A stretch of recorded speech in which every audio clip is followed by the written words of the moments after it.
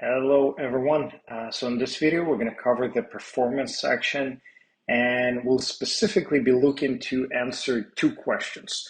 Number one, who are our top performers? And number two, who are our worst performers? And we're going to do it on an example of a wonderful company called Dunder Mifflin. And I truly hope there are at least some fans of the Office TV show among those watching this video. All right, let's begin. So the Hall of Fame in your dashboard, that's really the quickest way to understand who are your top performers. So as soon as you open the website, log into your dashboard, you'll see your top performers over here. You can select any stat or any category in those three columns.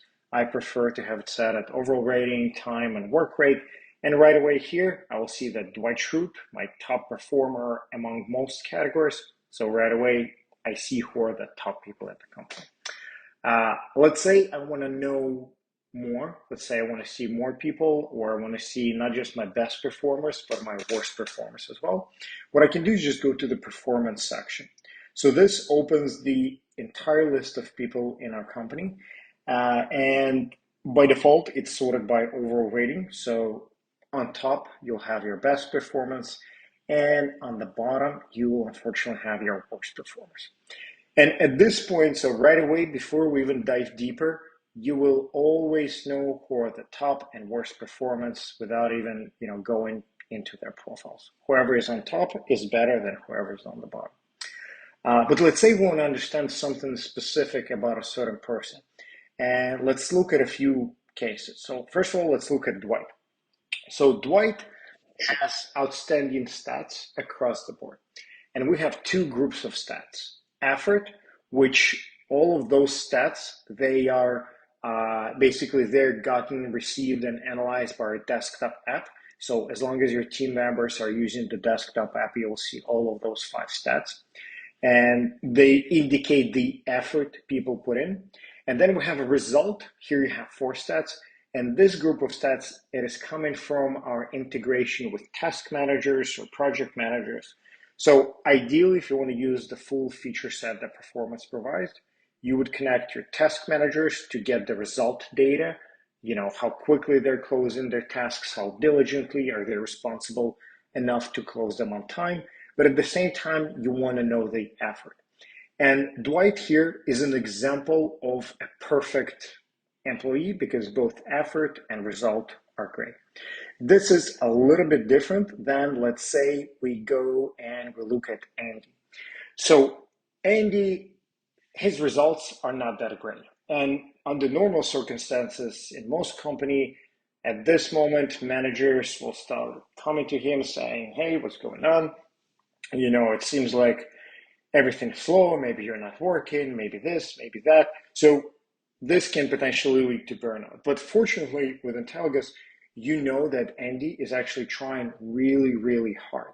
So perhaps the issue is not that Andy's not working. Perhaps the issue is that maybe the tasks weren't clear enough. Maybe there was a third-party integration that is not working out. So you will at least know that Andy is trying hard. You need to give him a chance. You need to help him.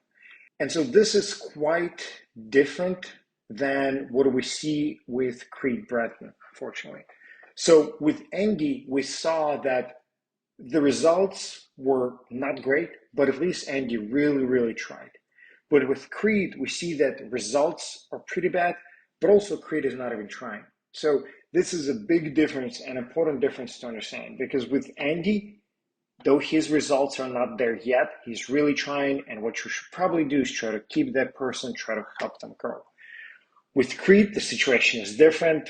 The results are not there, but Creed is honestly just not even trying. And according to what we've seen in most companies, at least 10 to 15% of team members might be falling into the Creed Bratton category of not achieving results, but really not even trying as well.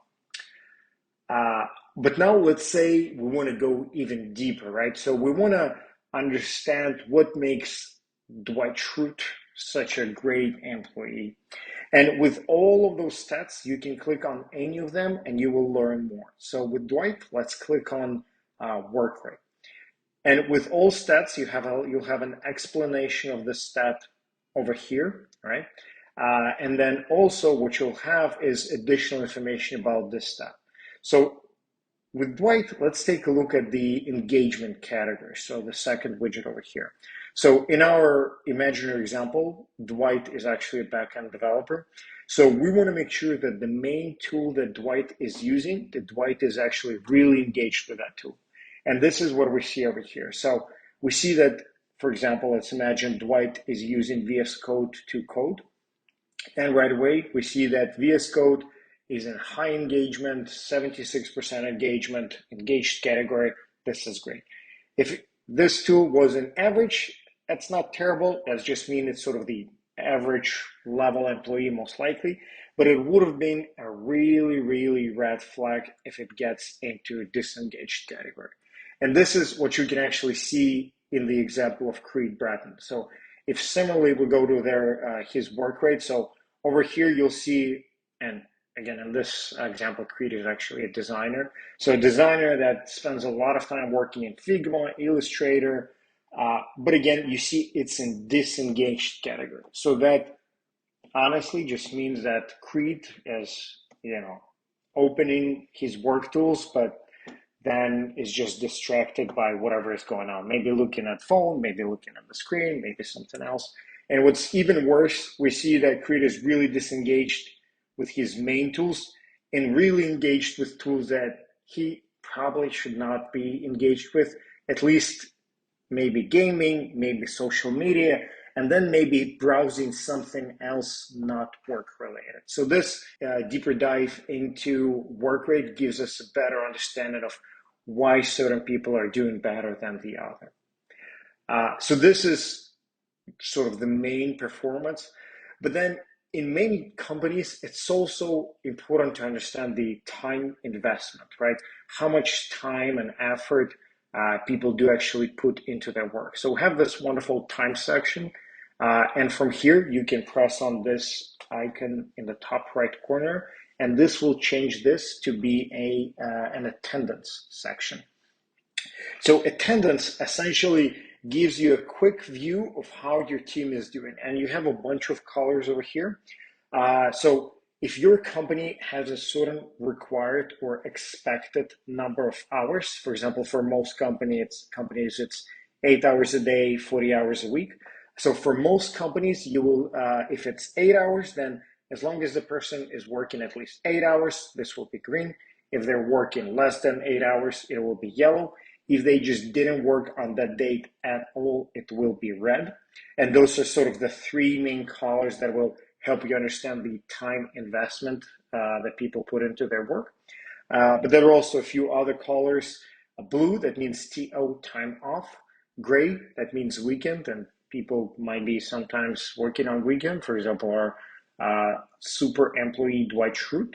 And then you have the white axis. This simply just means that the person didn't join the company during that time period. So they've joined the company a little later, or they were actually fired or let go by that time.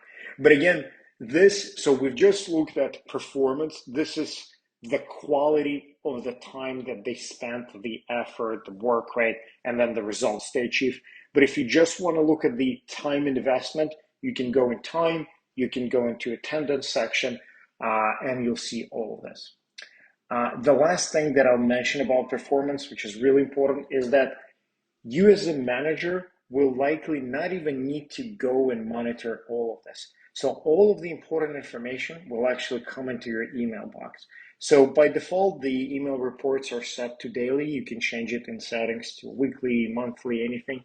But those reports will always tell you who are your top performance, if there are any team members who are at risk of having a really, really low performance, and other different notifications about what's going on with your team. So essentially, during normal course of events, as a manager, maybe you're not even going to go here every day because a lot of information will come to you via email.